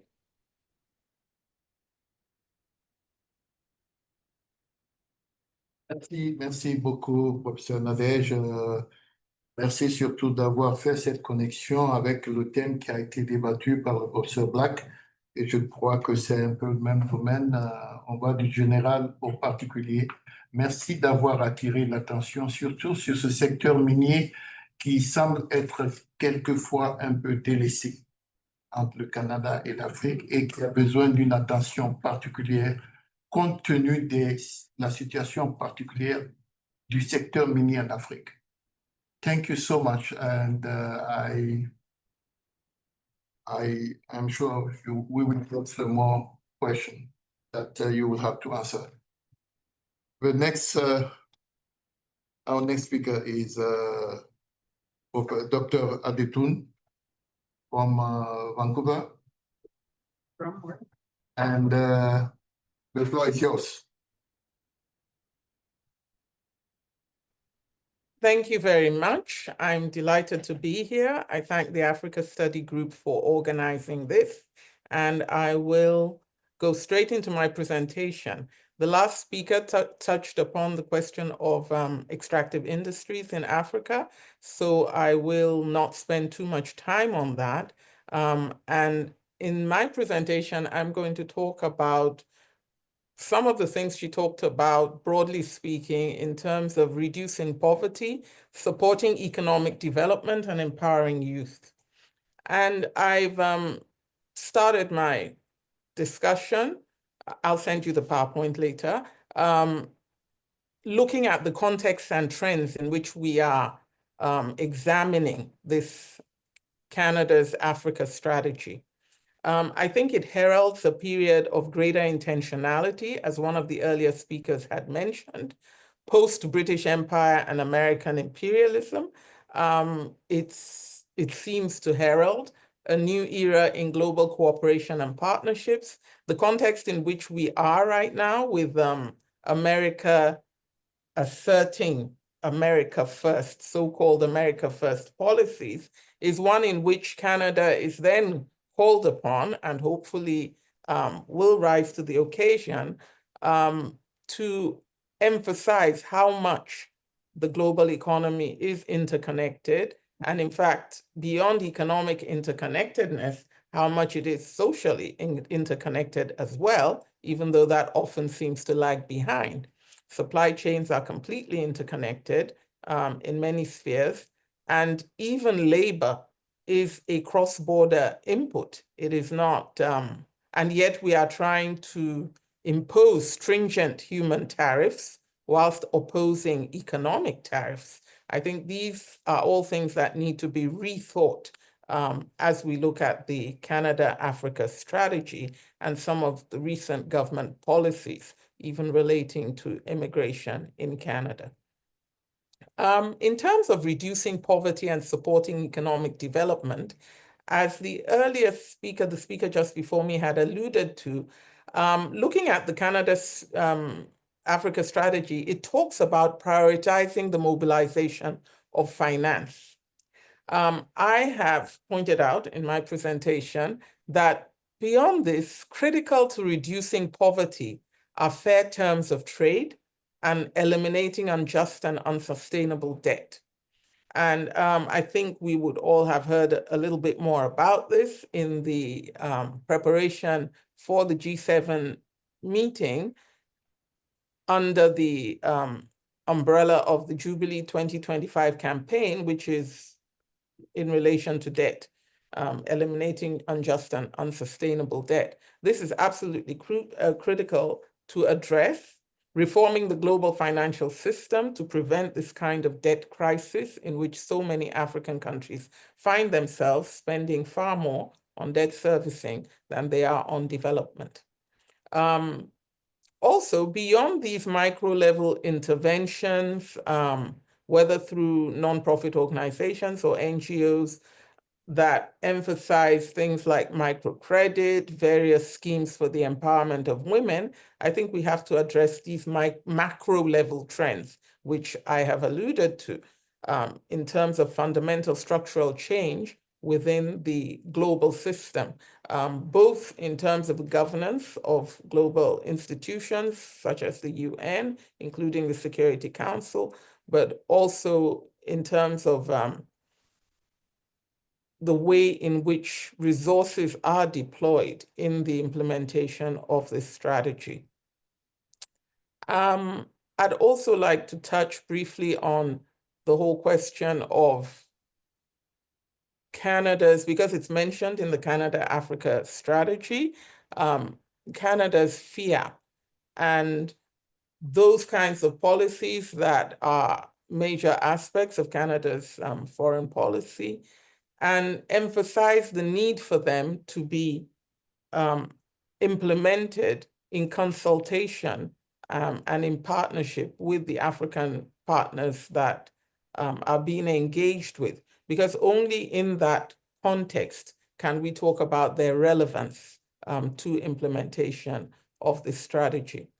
So, for example, in the area of environmental, in the area so-called of climate justice, climate change, I think in the African context, we have to think a lot more about what I might term environmental aspects of ecological crisis.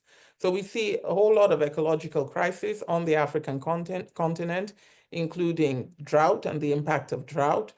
And some of these crises are actually triggered as a result of the ways in which over very many decades, international development has been taking place.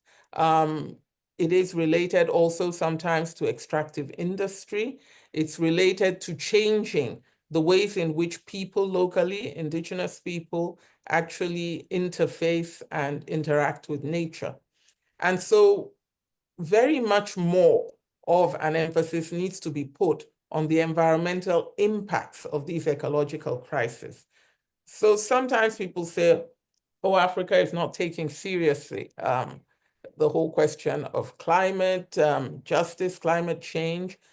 I think for local people, it is much more, they are taking it seriously because they are seeing major ecological crises and are having to deal with them.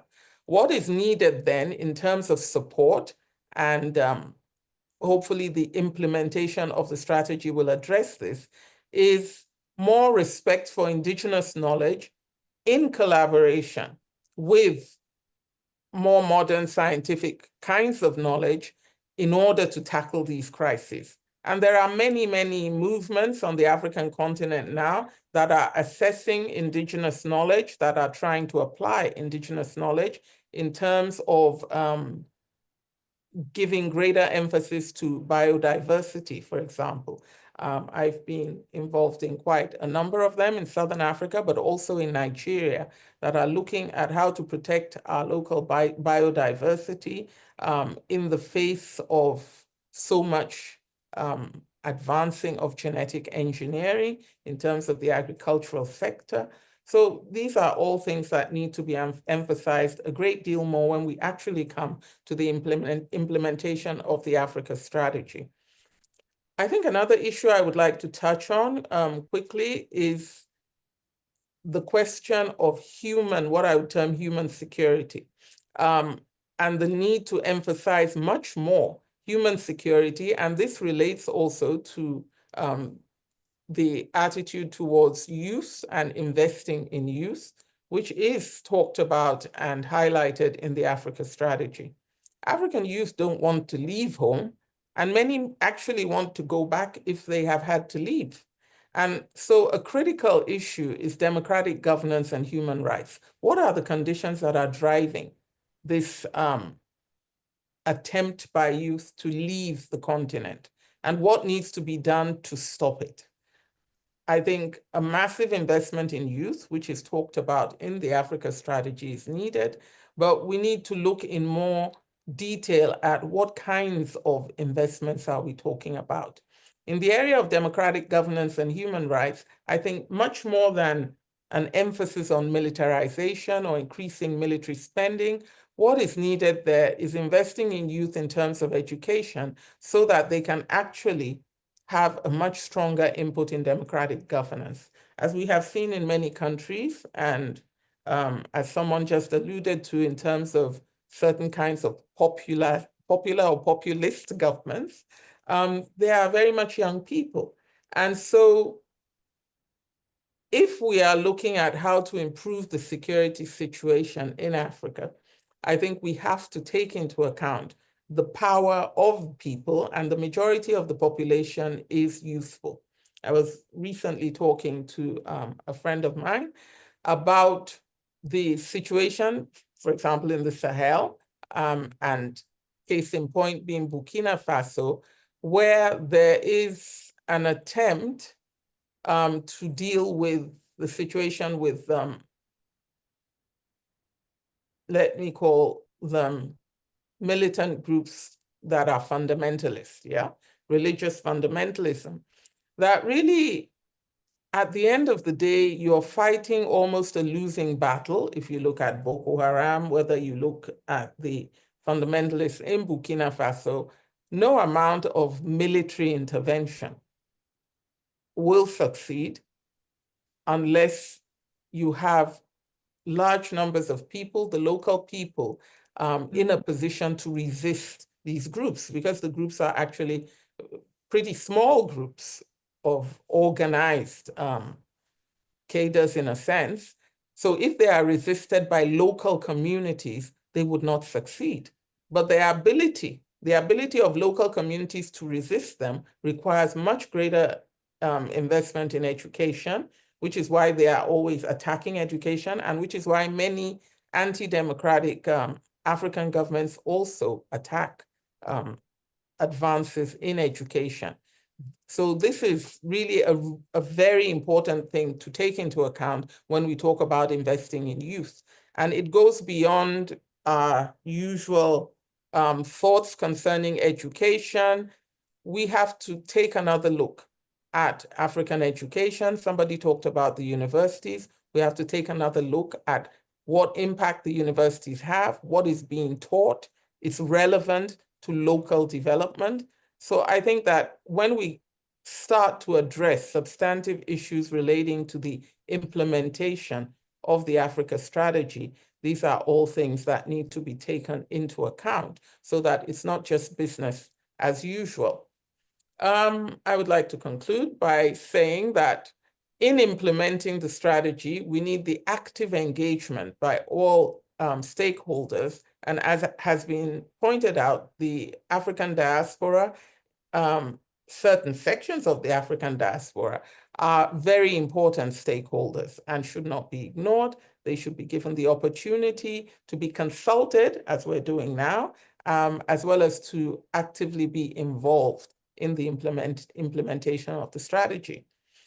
Again, I would like to reiterate and to emphasize that fundamental structural reforms are needed at the bilateral and multilateral levels.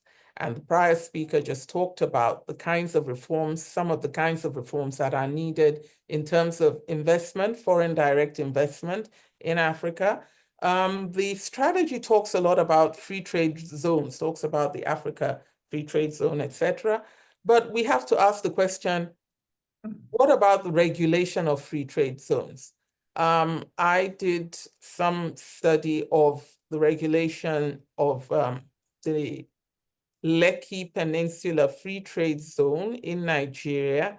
And it was amazing that at that time, this would be about 2010, the government was literally advertising its concessions to foreign corporations.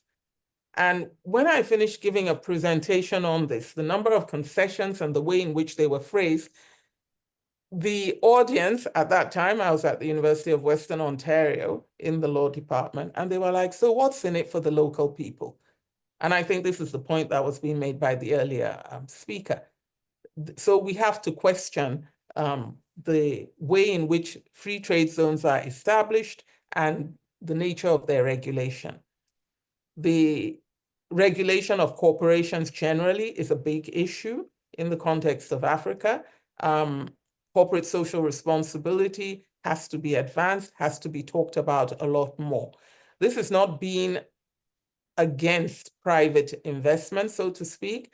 This is not a debate about private versus public intervention. It is about monopoly, oligopoly, and the misuse and abuse of power. And we're seeing that very graphically in the United States, for example, in terms of intervention in governance and democratic governance. So I think these are issues and lessons to be learned, that if Canada is finally stepping up, has an African strategy, when it is time for implementation of that strategy, it has to go beyond business as usual and look at the whole question of building partnerships, which is part of the title of this workshop, the whole question of global cooperation and new partnerships, respect for the partners, and indeed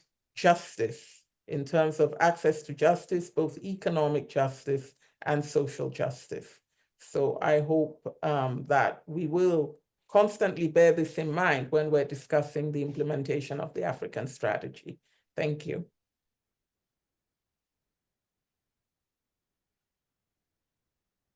Thank you very much, Toon. And I think it's very important that you talk about the issue of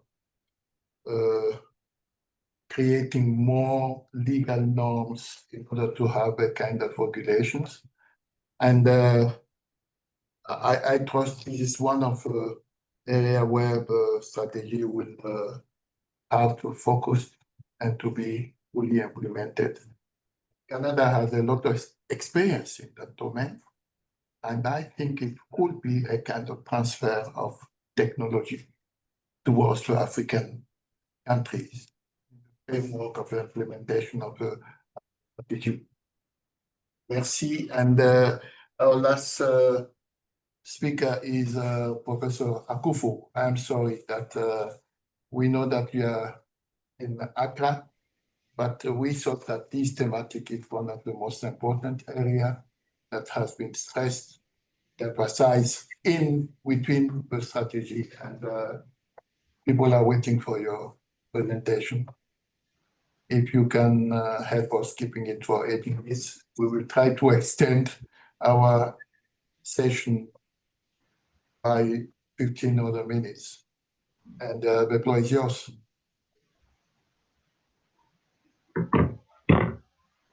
I hope you can hear me. Please, can you hear me? Yeah, we can hear you very well from Ghana. Yeah, thank you very much for inviting me, Dr. Bangura. And I would like to also, just like my co-presenters, to thank the our Paterson School of International Affairs, the Canada, Canadian African Diaspora Scholars Network, and of course to thank sincerely the African Study Group, which put all this together. I've been asked to talk about peace and security. I will focus on that. But before that, I would like to pass some general comments on the strategy itself. It is always a privilege and honor really to be sitting on the same panel with Professor David Black. Professor David Black was my PhD external examiner. And whilst he was talking, this was back in 2010, when he thought that, I've done enough to get a PhD. So I always blame him for, everything that has happened afterwards. When he was talking, he said that he can't remember, how long that he studied Canadian foreign policy for a very long time. In fact, he's such a colossus of, knowledge when it comes to Canadian foreign policy, and I always defer to his leadership in this, area. For my own time of, studying Canada-Africa relations, as an MBA student at Brock University in 2002, when I first came to Canada. So this September will be exactly 23 years that I've spent in Canada. I have lived in Canada. I've studied this relationship. And there has never been a time.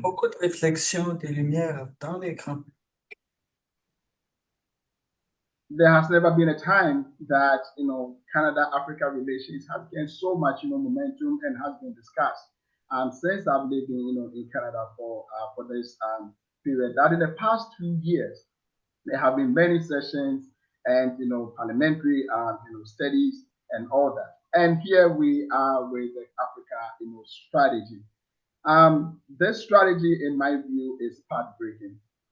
It is path-breaking in the sense that it has really set the path or the agenda for how Canada is going to relate with the African continent, breaking away from business as usual and moving forward to a more meaningful, partnership with African states.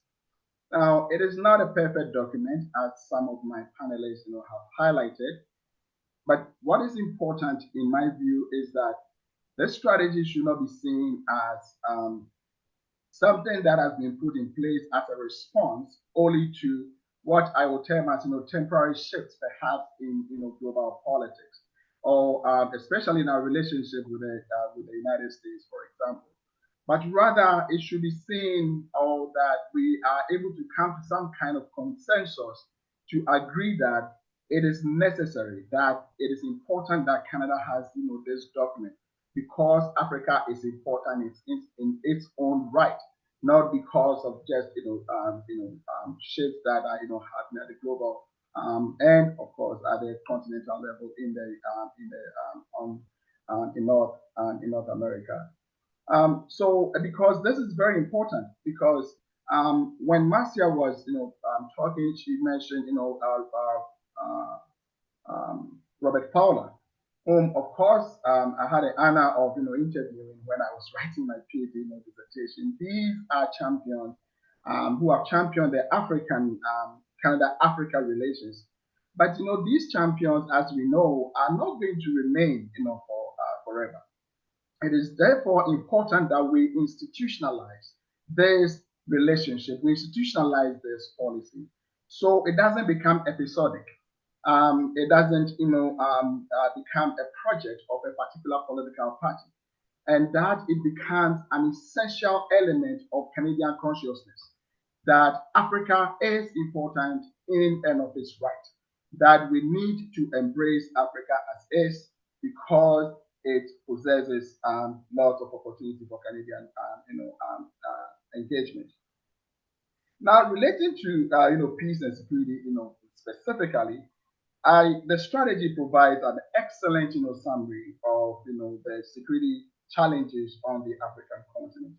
In fact, I would have loved to see that in the G7 summit coming up next week, that Africa was somehow mentioned specifically in the core the three core missions that the Prime Minister has laid out. But the first one about protecting our cities and the well-being and the well-being of the world clearly is fits into the peace and security aspect of the African strategy. So my hope is that more emphasis will be given to that on the African Africa during the G7 during the G7 summit. Now I'm looking at my time here and I've just about 6 minutes, so I'll highlight about two important areas. I think that when it comes to peace and security, that the Canadian government actually need not to reinvent the wheel. Need not to reinvent the wheel in the sense that Canada has a niche in the area of peacekeeping. Canada has a niche in this particular area, and that we need to go back to these and try to come to understand how we can revamp peacekeeping operations on the African continent.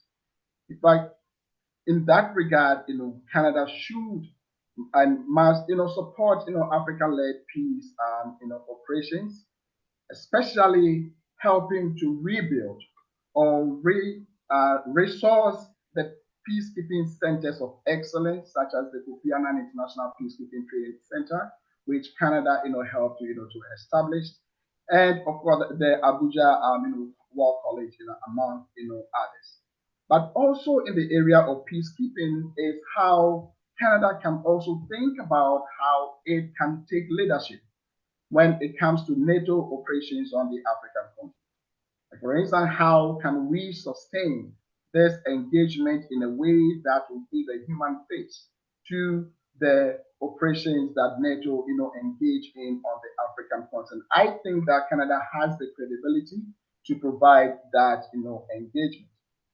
Now, lastly, as I'm trying to say within the 8 minutes here, is that Canada needs to think about providing leadership in revamping the Kimberley process certification scheme.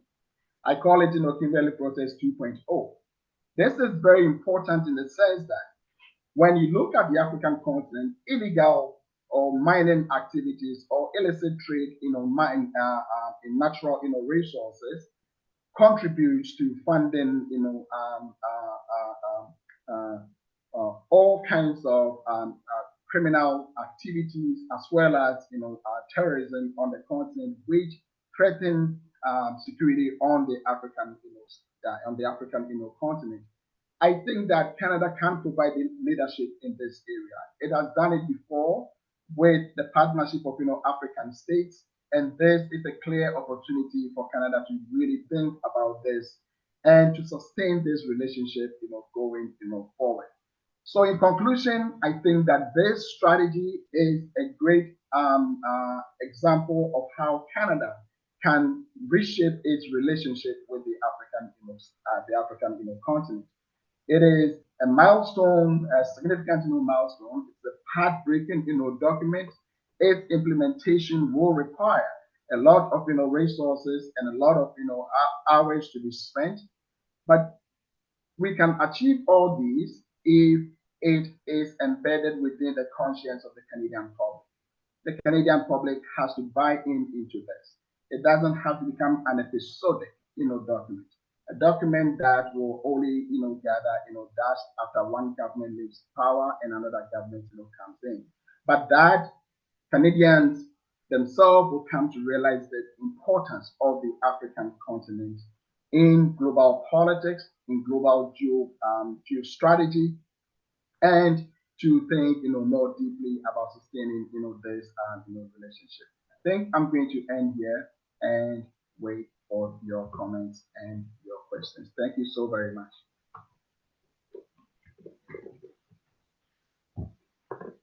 Merci beaucoup. Thank you, Professor Akufo. And thank you for taking time to stay awake. It's now, I think, 9 o'clock there, p.m. And also thank you to Nadej, who is in France. There are 6 hours difference between us. Thank you for staying with us. Thank you for your insights. That will certainly allow Canada-Africa strategy implemented to be strengthened. And thank you for your comments. We have now only 30 minutes, unfortunately, for questions. I will ask our dear panelists to look into the Q&A box. Et Nadège, si vous voulez bien voir les questions qui sont en français, and to see how you can answer them. Meanwhile, I will ask the audience here, if you have any questions, please feel free. I'll be the guinea pig and go first. Yeah, good. If you could introduce yourself. Yeah, my name is Richard WEBINAIRE. I've written as an informed academic. I'm back before my government service and for lots of work in the private sector on Africa and African policy, the failures of Canada's African policy. So I'm going to be a bit of a skunk at a tea party and a couple, I think, challenging things, not with the purpose of being radius, but to stimulate some thought. Number one, I think what I haven't heard so far is any details about what this strategy, everybody loves strategy, how it will be judged, what the success metrics are, measurable, quantifiable by time. So how do we know, we got this great document now, if it's working or if it's not working? When do we pull the plug and say, no, not working, time for something else? That's number one. Number two, I think one of the challenges is with 54 countries diverse across the continent from top to bottom, I think we're making a mistake to focus on Africa as a whole. And what we should be doing is picking half a dozen of the most promising Canada countries in which to focus our diplomatic, economic, trade, and investment activities. Leave it to other better qualified people than me to pick those countries, but we can probably come to some consensus here. But pick, if we focus on Africa as a whole, as a country, as Canada, then the slowest part of the train will determine how fast the whole exercise can go. And so that's number two. And the last point, and you've been very generous with your time, is for civil society, I think one of the missing parts, Canada's outreach, has been the role of churches in Canada in developing, strengthening, and getting better intelligence and information about what's actually happening. So on a personal basis, the church that I belong to has sponsored a girls' school, secondary school in Lesotho, and has sponsored several families that have come in from Sudan, which is a challenging multi-year process with the immigration department. So I would emphasize with government as part of its strategy, what can this key part of Canadian life and African life, churches, bring to the party? So thank you. We will take another question. Maybe Cameron, if you can read the first question, the first question that we are receiving in English from the people online. Yeah, sure. Then we will let our panelists answer them? I'll try to be loud as well. Please. First question online is, how do you envision the Canada-Africa strategy's focus on diversifying investments and improving supply chain resiliency impacting local African economies and communities, particularly in terms of job creation and sustainable development? Thank you. So I would suggest after Professor Kieko, Thomas, and Professor Black, that you try to deal with those two questions.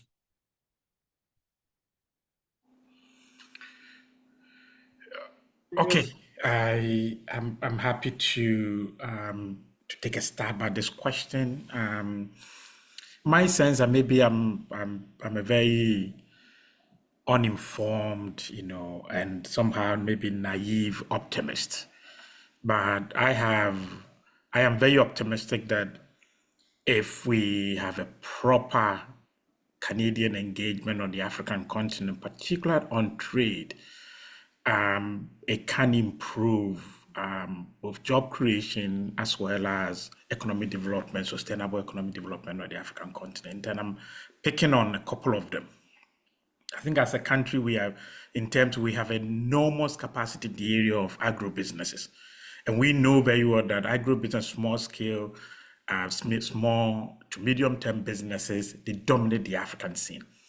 And therefore, having a stronger Canada-Africa relationship can help nurture or can help build and scale up these small-scale industry in the agro-food business. And we know that majority of Africa, that's where they work. It's not in the formal sector. So that's one area that I think that we have enormous capacity. I also think that we also have enormous experience that we can share in terms of how you help or work with the African countries to deal with some of the bottlenecks or challenges that we have internally. Part of the reason why intra-Africa trade is very low, still around 15%. Part of it has to do with the fact that although we have all these wonderful legal documents, in practice at the borders, particularly women are harassed, women are often not able to do it, and a lot of this trade is often channeled through women. So Canada, working in partner based on our experience working with the US and others, can really help and work with the African country concretely and at a practical level, remove some of the challenges that Africa traders implement. And then the last one is on the area of infrastructure. Everyone talks about China's involvement and others, but one of the reasons that you find that in terms of scaling up of China's investment is often slower than it should be, has to do with the fact sometimes they lack the kind of the technical service provision, right? Engineering, and so on and so forth. This is a kind of service in terms of big infrastructure development. That is a kind of service that we will be able to work with the African countries and ensuring that they will be able to absorb some of the investment when it comes to creating transnational infrastructure that can facilitate trade and create more jobs on the African continent. So thank you so much. And also in Canada here. Thank you, Professor Blake. Thomas has done an admirable job of responding to that question. Sheikh, do you want me to deal with the first set of questions as well? Yeah, the first question. Yeah. On this question about supply chains and sustainable development, I think the only thing that I would add is that this it will be, I think, to link the two questions together, one of the metrics by which this strategy is measured, because historically, Canadian engagement with Africa has been has paid relatively little attention to commercial opportunities or to economic opportunities beyond the extractive sector. It's one of the reasons why trade and investment links remain at a relatively low level, and it has a lot to do with, I think, frankly, the two things: the culture of the Canadian private sector, and the degree to which Canadian trade commissioners and policy arms that are engaged with supporting and promoting private sector activity have neglected Africa. And so one of the key metrics, I think, by which this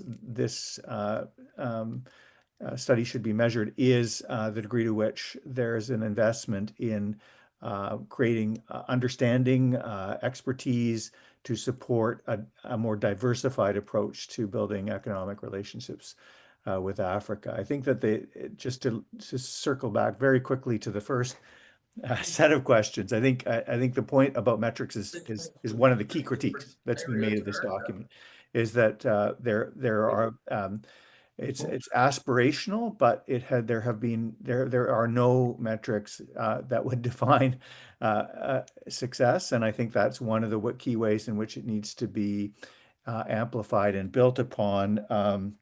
And on this question of focusing on a handful of key countries, I guess I would say that I think that is a part of this strategy, especially as it pertains to the whole range of economic, diplomatic, and other relationships, that there will be a relatively small number of key partners that we should invest in. But that when we think about the array of challenges the continent faces as a whole, that you need to have regional as well as country-specific dimensions to the strategy. And I just on churches, I would say that this is a really interesting point. This is one of the big changes that I've seen in the course of my engagement with African policy issues, is that the Canadian historic churches were historically a very important, although not uncontroversial, site of trans-societal linkages with the African context, and their relative demise, or not the decline, has weakened that connection. Thank you so much. Back to Ottawa here, we have another question. My name is Andrea Pierce, and I'm with Immigrants Stand, and I used to be the inaugural executive director of the Black Entrepreneurship Knowledge Hub here at Carleton University. And my question is, looking at other models, like for example, if we use China as an example, and the growth of China and the involvement of diaspora, and how China, as an integral part of their trade policy in the past and even currently, they've used knowledge transfer as a key deliverable to help build and transfer that knowledge. Not that Africa doesn't have that knowledge, because of very highly educated people, and some of the Black Canadian highest educated people are from Africa. But given that model that we can learn from and benchmark, and how we can increase our learning curve by taking some examples of things that have happened before, including, for example, the Indo-Pacific strategy, the funding, even the model and framework that's already been built. In fact, they report directly to Parliament every year. Correct? I see you're nodding your head that you agree. And there's funding and support for that. I just worked on the international trade discussion for the alternate federal budget, and I brought up the Canada-Africa strategy as we're talking about diversification right now of Canada's trade footprint, given all the issues with the US and how urgent that is right now. And so could we talk a little bit about that? One, about the opportunity, the knowledge transfer, lessons learned from other successful models that have been done by Canada, for example, with the Indo-Pacific strategy, and how China has done in the past. Any insight from the panelists? I would say maybe, Hi. Yeah, Nadesh. I was just gonna take a quick stab, because I think there's another question that was related to it, about if you allow me to read quickly. It was from someone called Issa Sabadgo Seidu. They had asked, on behalf of the youth in Africa, how do we trust this partnership and policies to be mutual and also benefit the majority of the people, and not remain within government agencies for political manipulation? And to me, the current question actually is very tied to that because it's asking us to consider models such as China's model as a best practice. And I do think it's an important one to look at, because one of the reasons why China has been very appealing on the continent is sort of moving away from the paternalistic ties and then focusing on just, business only. But I think one of the other pitfalls is continuing to ignore human rights abuses and environmental rights abuses if you're thinking about specific sectors. So I think I wanted to tie them back together to just say that I think it's good to follow best practices, but I think it's also important to see what pitfalls are in seemingly exciting newer partnerships, because we see that especially with populist countries strengthening their ties with Russia as well. There are obviously also some limits there when it comes to, again, more human rights abuses, for instance. So I think that's, I don't know whether it's not fully answering the question, but I just wanted to say that there is some caution to be had there. And then specifically relating to how can we trust, for instance, Canada, as opposed to, if you think about Francophone countries shunning France, for instance, and perhaps being more in bed with China and Russia, what is the difference? And my answer is that we don't know yet whether there is a difference unless we move beyond that discourse into concrete action. And if you think about specific investments on the ground where corporations are actually physically on the continent, one of the biggest and continuing issues for all of the examples mentioned, whether it's, formerly France and in most of the Francophone spaces, or China or Russia, one of the biggest issues is local content not actually being addressed, and people not seeing that investments are having an actual return on the ground.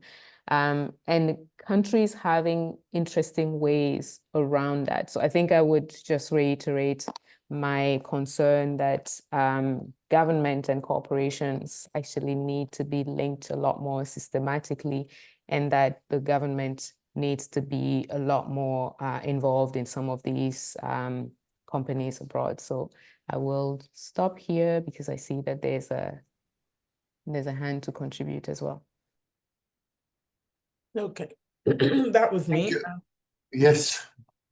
And I just wanted to address some of the issues that have been raised in terms of this question of trust that was raised just now. The earlier speaker who had talked about the churches, because Canada has sort of been known, or it has been more publicized, Canada's role both in extractive industries, that's the corporations, private sector, but the other side was the humanitarian assistance. And Canada tends to get involved when there has been actual humanitarian emergencies, conflict, and then it's about immigration, it's about refugees, it's about humanitarian assistance in terms of food and other kinds of aid. But I think the thing that the Canada-Africa strategy needs to address now is changing some of those relationships in the interest of sustainability.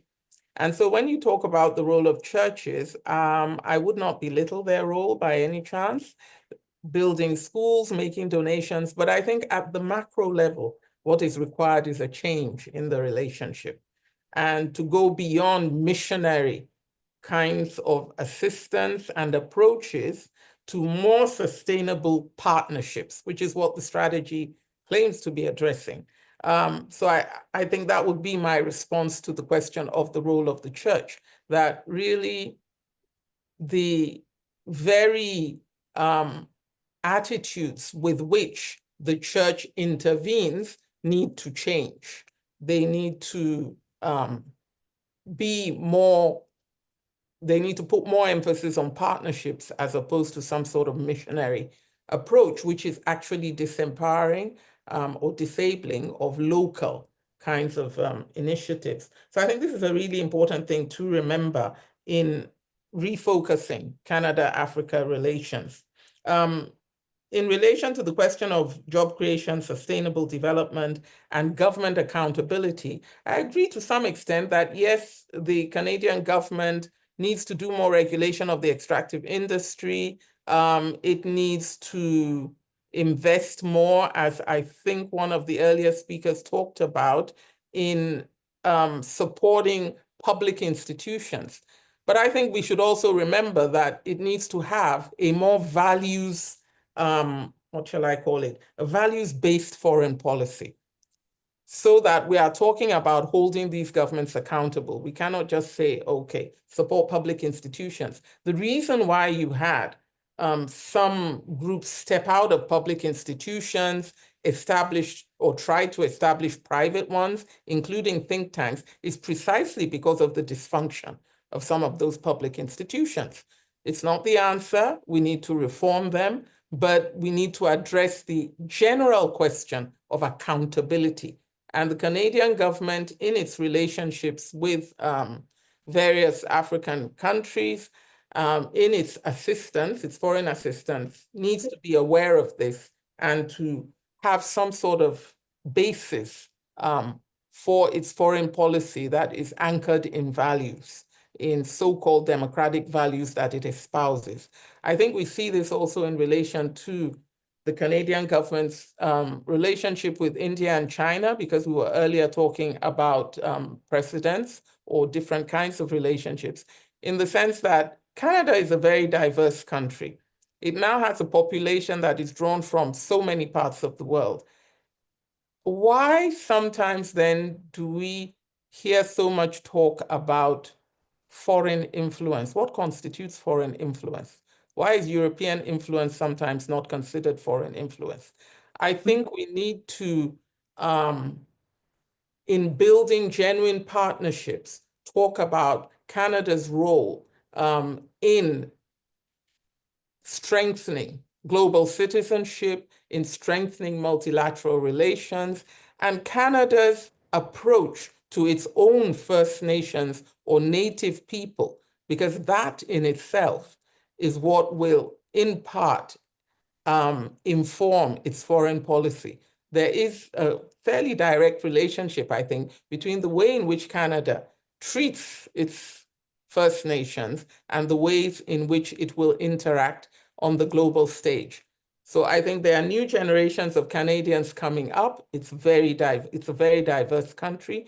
And we're going to see interactions between these new Canadian youth and youth, for example, in Africa. What will be the terms of that interaction is partly what we're talking about. And in the implementation of this Canada-Africa strategy, we are going to see that in reality when it comes to actually allocating resources to what the strategy says it wishes to achieve. That is where the rubber meets the road, in a sense. Thank you. Thank you so much. Thank you. We are almost at the end of our session now, and I would like to thank our panelists for your honest insight.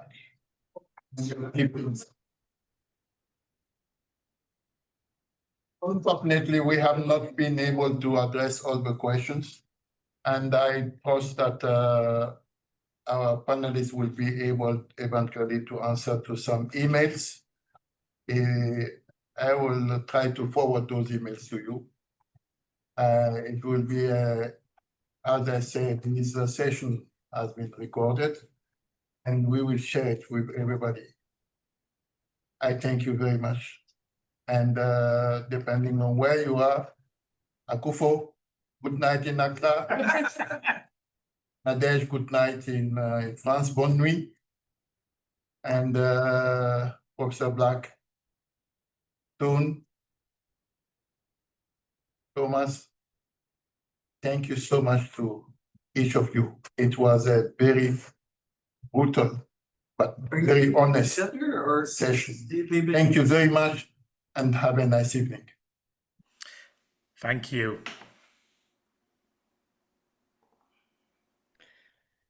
Thank you for organizing, Sheikh.